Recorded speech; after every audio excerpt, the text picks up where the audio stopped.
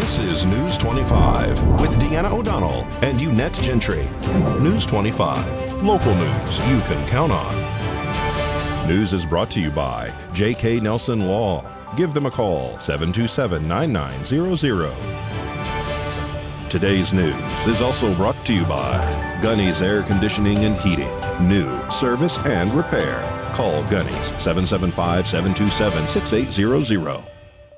Welcome to News 25 here on KPVM TV and Ace Country Radio. I'm Deanna O'Donnell. And I'm Unette Gentry. It is February 21st. Happy Mardi Gras. And a 28-year-old brothel worker named Savannah Henderson, also known as Tierra Tay from Dayton, Nevada, has been arrested. Henderson worked at the Moonlight Bunny Ranch brothel in Mound House and was taken into custody following a standoff with Lyon County Sheriff's Office. Lyon County deputies responded to a report of an active shooter around 9:35 on Monday night at that brothel. Police received reports of an employee dispute and a female who shot at another employee just before 10 p.m. It was unknown how many people were inside the brothel at the time.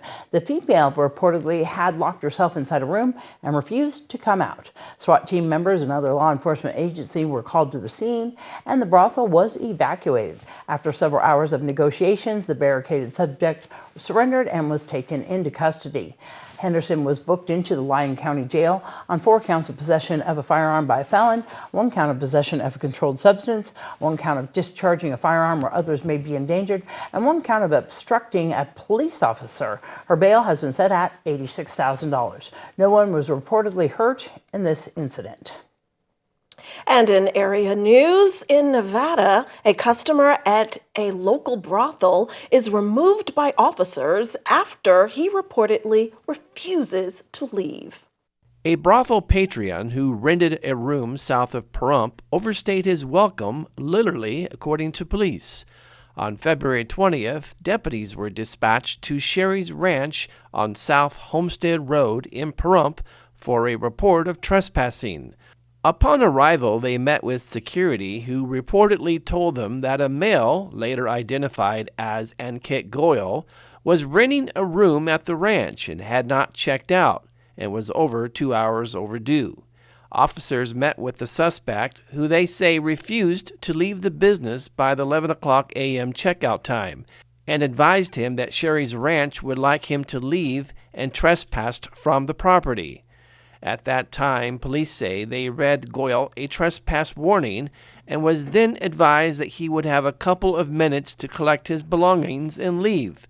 The report states that Goyle asked deputies if they could help him because he could not collect all of his items by himself in the short amount of time allowed for him to vacate the premises. Officers state that the suspect then proceeded to sit on the couch and attempted to light a bong to smoke marijuana.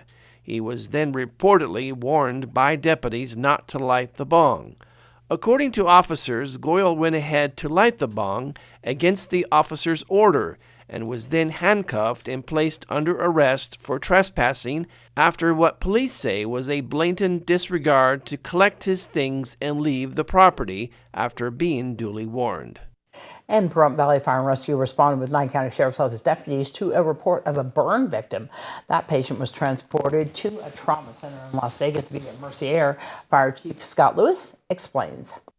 We were dispatched for a report of a burn victim, and the exact cause was elusive in the first stages of the call, but we quickly found out that it was a smoking-related incident and the involvement of oxygen. As we investigated, we found that the oxygen was ignited during an attempt to smoke, and oxygen itself is not a flammable gas, it's an oxidizer. However, it quickly promulgates and promotes a rapid growth of fire, and so it can cause a lot of damage to a person's face in a very short period of time because there's a saturation of oxygen in that area by wearing whether it's a nasal cannula or a non-rebreather type mask. In this case, there was an ignition source by the attempted smoking, and of course, those types of injuries were sustained. We quickly transported that patient to Mercier and subsequently flown to the burn center. And people, I would imagine, find it difficult to stop smoking even though they're on oxygen and have the need for medical grade oxygen. But most ER visits related to facial burns are related to use of oxygen and smoking. And in this particular case, when you are inhaling oxygen as part of your regimen, your medical procedure, you're actually taking that down into your lungs, obviously, and so that creates a pathway for an ignition. So a lot of times there's airway compromise, and when that happens, it can be certainly lethal. Please, while oxygen's in use, whether you're at home or anywhere where there's oxygen, do not smoke or have any other ignition sources.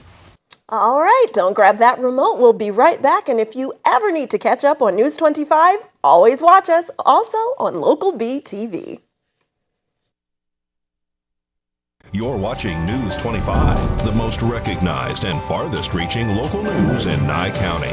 News 25, local news you can count on. Welcome back to News 25. Well, Ryan Muccio says there's still a need for volunteers like you to join in the first area remote medical event in Tonopah that's happening next month. We're excited that we're doing RAM in Tonopah. It's the first year that we'll be up there.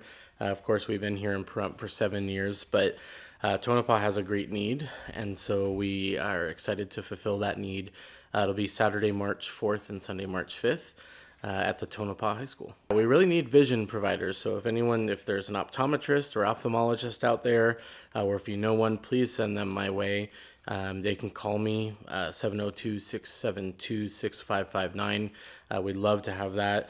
And also general support volunteers, so if anyone wants to come up and check Tonopah out and volunteer, we'd love to have you. First come, first serve, so it's the free medical, dental, vision, mental health. But yeah, first come, first serve. Clinic opens both days at 6 a.m. Remote area medical, yeah, so it's a major international nonprofit provider of free mobile pop-up clinics. Again, we've been blessed in Pahrump here for 7 years to host them, but we're excited to expand up to Tonopah. Free medical, dental, vision, mental health. No qualifying questions, so we don't, it doesn't matter if you have insurance, don't have insurance, money, we don't bill you. So it's all free. We're pretty good on the other areas. Dental and medical, we're doing really well. So we're about at capacity for those, but we'll never turn anyone away. We'll have ours here in October, first full weekend in October. I believe it's like the 7th and 8th. And so yes, as we get closer, we'll have more info about that. 775-727-9970. Thanks so much, Brian. Well, we want to let everybody know, especially the National Forest Service wants to let people know, if you see some fire burning up in the Mount Charleston area, they don't want you to call 911 because they're going to be doing some prescribed burns.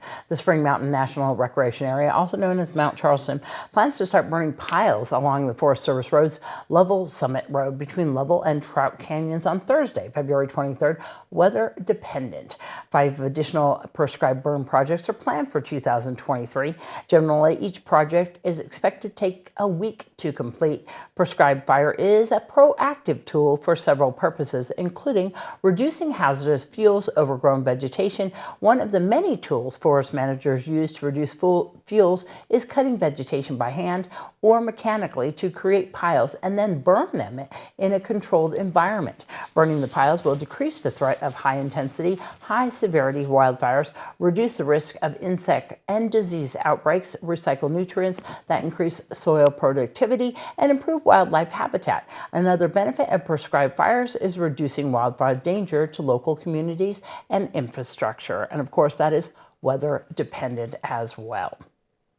And with February being American Heart Month, it's a good time to remind you about the importance of knowing exactly how to perform CPR. According to the American Heart Association, immediate CPR can double or even triple a person's chances of survival after cardiac arrest. 9 out of 10 individuals who have cardiac arrest actually die, and that's because we can't get to them fast enough to provide adequate CPR or defibrillator in a timely fashion. Dr. Tamana Singh is a cardiologist for Cleveland Clinic. She says for those unfamiliar, CPR is a very simple process. The first step is to make sure the scene is safe and call 911 or send someone for help if possible. Next, check the person's vitals. If they are unresponsive and not breathing, it's time to perform CPR. They should be lying flat on their back. You're then going to put one hand over the other on the middle of their chest and start doing compressions 100 to 120 times per minute. Be sure to push down 2 inches every time. Dr. Singh says you don't have to worry about mouth-to-mouth breathing.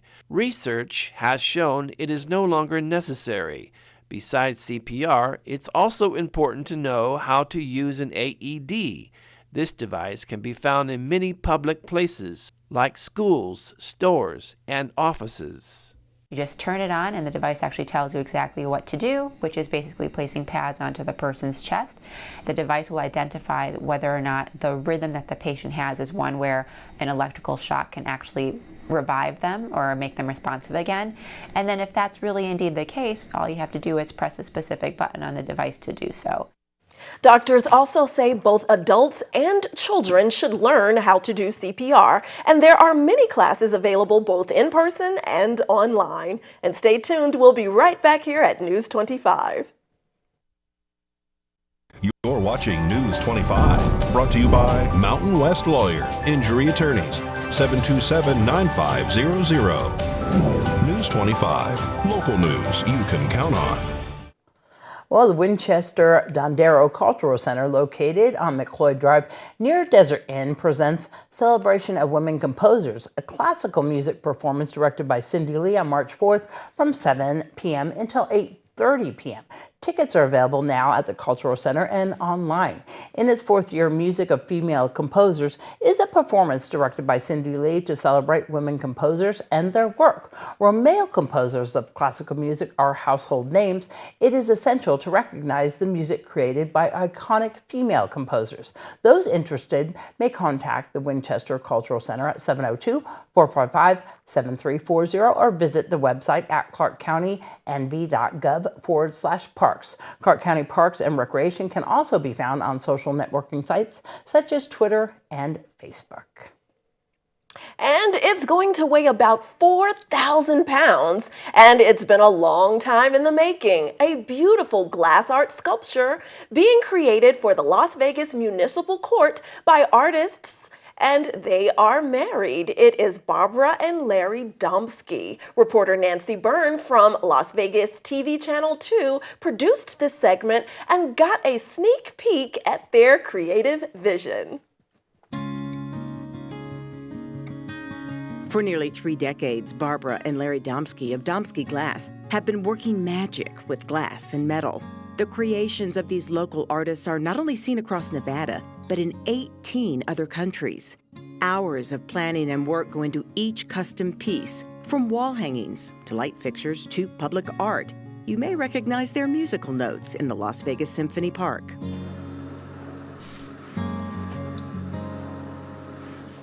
But their latest project will hang in the city of Las Vegas' new municipal courthouse. And it just may draw people into the courthouse who don't even have a reason to be there, just to take in its dazzling beauty and play on natural light. The sculpture is going to be comprised of 50 strands of blown glass, dichroic glass, metal frames, and prisms. And our concept for this sculpture was to create a beautiful hanging piece that was very light, visually light, and created movement and color in the vestibule at the courthouse. Visually light, maybe, but not physically. It will weigh in at about 4,000 pounds, which means this is also an engineering feat. Everything from the metallic strands the glass is attached to the frame and the ceiling from which it will hang took a team of engineers to design so the structure could sustain it. The frame measures 16.5 feet by 6 feet.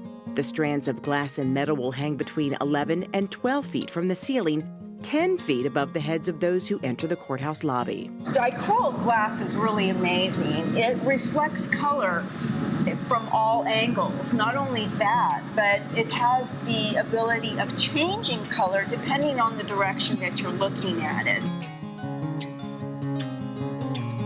There's air inside, but we got to let it get really cold before we gather, otherwise it'll just fall off the pipe. This project has been years in the planning and designing to lead up to this point of creation. The clear beads alone weigh about 1.5 pounds each.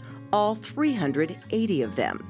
Larry Domsky demonstrates the time and work that goes into creating just one of the beads. He starts here with molten glass at about 2,500 degrees. All right, so here we go. So this is the first gather. So this is called margarine. He blows through the metal tube to create a bubble inside the glass. He swings it to cool it down so he can add more glass. So now we're going to let this cool, then we're going to gather again. Now he shapes it to be uniform with the other 379 beads. Really got to concentrate. Then there is the last gather, another shaping and cooling step, a trip to the reheat oven, and into the custom-designed final mold to give it the proper shape. Then it's to the bench for final measurements and adjustments. Put our restriction, our jack line in there. This is where we're going to break it off. That's wax you see burning up. He gets help here with drilling a hole in the bead where the metal twine will thread so it can eventually hang from the frame. The temperature of this piece is about 1,000 degrees when Larry is done with it, so it must be cooled down controlled and slowly in this container. Each piece, from start to finish, takes about 7 minutes to create. By mid-June, the Domskys aim to have this creation called Equal Justice for All done and hung in the Muni Court lobby, where they hope it brings a little light and levity to a place where heavy decisions are made every day. Think about a person that's going into a courthouse. They're already have anxiety because they're trying to resolve some type of issue. So our thought was to create something that was very light and ethereal. We didn't want anything that appeared heavy overhead. We just wanted to keep it very light and easy on the eye.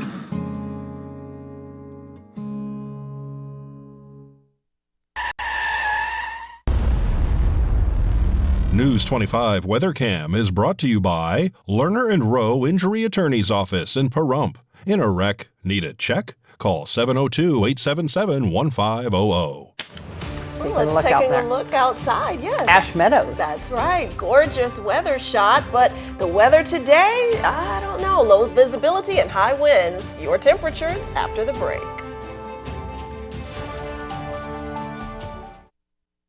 News 25 weather is brought to you by Dairy Council of Nevada. The splash of cream in your coffee, the dollop of sour cream on your burrito, the melted toasty cheese on your pizza. Undeniably delicious, undeniably dairy. Enjoy what's real.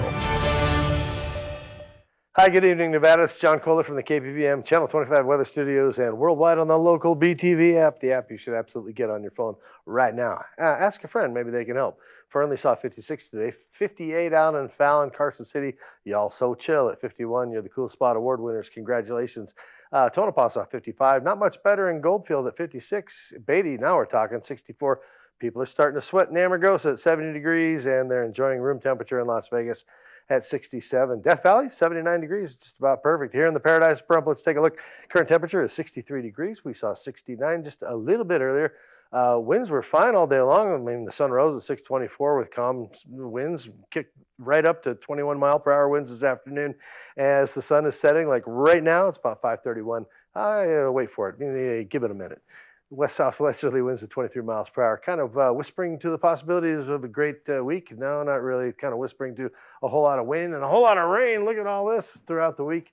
Temperatures tomorrow about 46 degrees. Hugging that curve for the next couple of days. We got 21 mile per hour winds on Thursday. Oh no, 22. These are average gusts, folks. We're going to see 34, 40 mile per hour gusts here and there, and that wind is going to be going sideways.